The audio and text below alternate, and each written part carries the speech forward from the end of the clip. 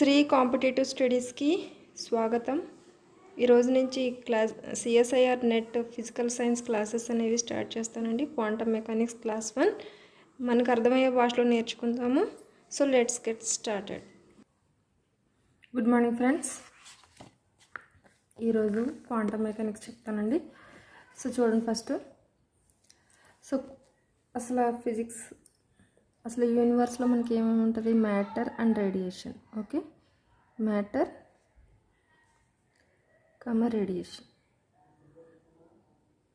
So matter and radiation అంటే మ్యాటర్ని మనం study చేయడానికి మనకి క్లాసికల్ మెకానిక్స్ ఉంది. అంటే మ్యాటర్ అంటే మనకు కనిపించేది, అంటే which is viewed by us, అంటే దానికి సర్టెన్ మాస్ అండ్ వెలాసిటీ ఉంటే దాన్ని మనం దేని ద్వారా మనం స్టడీ చేయొచ్చు, క్లాసికల్ మెకానిక్స్ని యూజ్ చేసి స్టడీ చేయొచ్చు.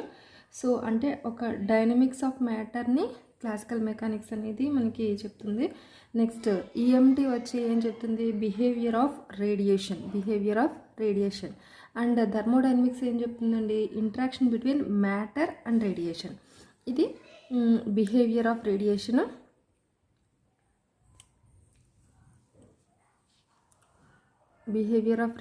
And thermodynamics interaction between matter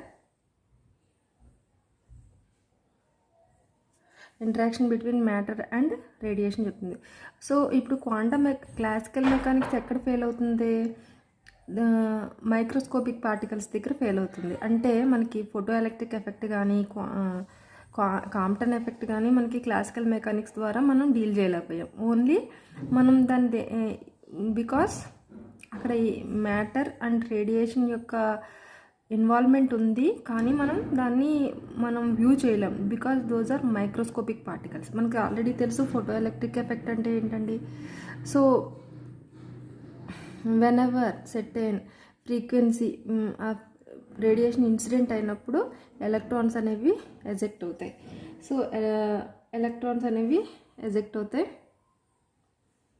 so ఈ ఎలక్ట్రాన్ యొక్క కైనెటిక్ ఎనర్జీ ఎలా ఉంటుంది? Kinetic energy is equal to hν minus phi, where phi is the work function. And also Compton effect అంటే ఏంటి? వెన్ ఎవర్ ఏ radiation, Compton effect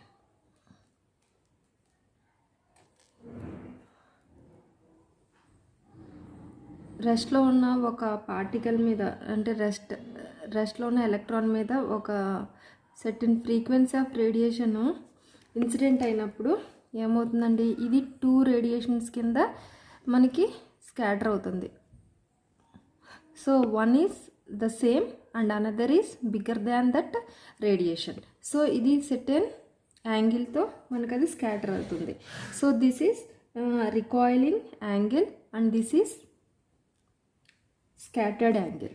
so దీని frequency, ఇది incident frequency ఒకే రకంగా ఉంటుంది, కానీ ఇది ఎలా ఉంటుందండి? Greater than that radiation.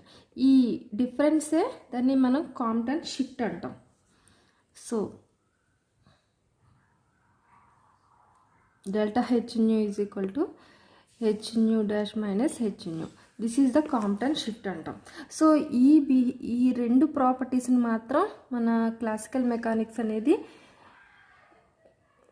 సరిగ్గా మనకి దాన్ని ఎక్స్ప్లెయిన్ చేయలేకపోయింది. సో దట్ క్వాంటమ్ మెకానిక్స్ అనేది అప్పుడు వెలుగులోకి వచ్చింది. So before going to that Max Planck theory, first అసలు నాన్ రిలేటివిస్టిక్ పార్టికల్ అంటే ఏంటి, రిలేటివిస్టిక్ పార్టికల్ అంటే ఏంటో చూద్దామండి. ఒక్కసారి అస్తమానం మనకి relativistic particle, non relativistic particle అని వస్తుంది. అసలు ఏంటో చూద్దాం. ఒకవేళ ఫస్ట్ రెస్ట్ ఎనర్జీ అనేది గ్రేటర్ దెన్ కైనెటిక్ ఎనర్జీ అయితే దాన్ని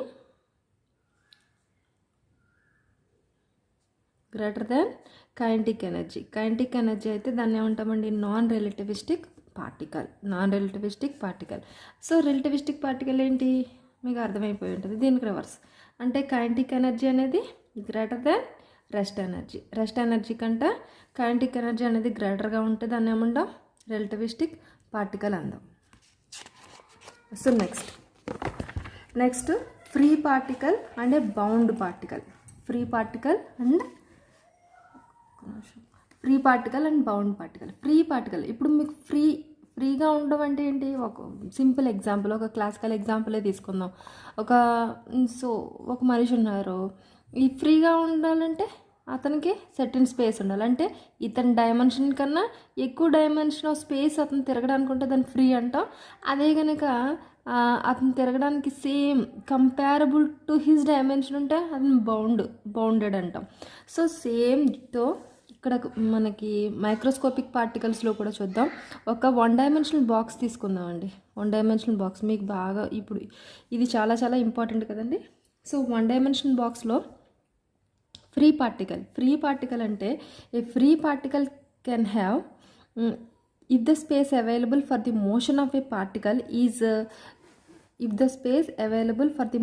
particle is greater than the dimension of the particle, then it is treated as a free particle. అదే సేమ్ చెప్పాను. ఇప్పుడు ఇది ఒక 1 డైమెన్షనల్ బాక్స్ కదా. సో ఈ పార్టికల్ మూవ్ అవడానికి అయితే దీని డైమెన్షన్ వచ్చి ఈ ఇన్ఫైనైట్ వెల్ యొక్క డైమెన్షన్కి గ్రేటర్గా ఉంది, అంతే కదా. ఈ పార్టికల్ డైమెన్షన్ తక్కువ, సో అది మూవ్ అవడానికి ఎక్కువ డైమెన్షన్ ఆఫ్ స్పేస్ ఉంది. So this is called a free particle. అదే కనుక ఒక ఎలక్ట్రాన్ తీసుకోండి. సో అంటే ఒక యాటంలో ఉన్న ఎలక్ట్రాన్ తీసుకోండి. సో దానికి ఒక రెస్ట్రిక్షన్ ఉంది. అంటే దీని యొక్క స్పేస్ ఎంత ఉంటుందండి? కంపేరబుల్ టు ద దీని అది తిరిగి స్పేస్ ఎంత ఉంది? స్పేస్ ఈజ్ దాని డైమెన్షన్కి కంపేరబుల్గా ఉంటుంది. Then the particle is known as bounded particle. So if the space available for the motion of a particle is comparable to the dimension of the particle, then it is treated as a bounded particle. So bounded particle. So ఈ free particle can have any amount of energy, అంతే కదండి, ఎక్కడైనా ఉండొచ్చు. So the energy spectrum ఎలా ఉంటుంది? ఒక continuous band ఉంటుంది అనమాట. కంటిన్యూస్గా ఉంటుంది, అంటే ఏ ఎనర్జీ అయినా తీసుకోవచ్చు. సో ఎనర్జీ స్పెక్ట్రమ్ ఎలా ఉంటుంది? ఒక కంటిన్యూస్ ఉంటుంది. సో అంటే మనకి ఎనర్జీ స్పెక్ట్రమ్ ఎలా ఉంటుంది? కంటిన్యూస్ ఉంటుంది. అదే బౌండెడ్ వచ్చేటప్పటికి సెర్టైన్ అమౌంట్ ఆఫ్ ఎనర్జీ ఉంటుంది, మనకు ఆల్రెడీ తెలుసు. సో దీని ఫస్ట్ ఆర్బిటాల్కి ఒకటి ఉంటుంది, సెకండ్ ఆర్బిటాల్కి ఒకటి ఉంటుంది, థర్డ్ ఆర్బిటల్. అంటే దాని యొక్క ఎనర్జీ ఎలా ఉంటుందండి? డిస్క్రీట్గా ఉంటుంది. అంటే బౌండెడ్ పార్టికల్ యొక్క ఎనర్జీ స్పెక్ట్రమ్ ఎలా ఉంటుంది? డిస్క్రీట్. సో ఇదే నేను మీకు రాసానండి. పాజ్ చేసుకుని ఎవరన్నా కావాలంటే రాసుకోవచ్చు.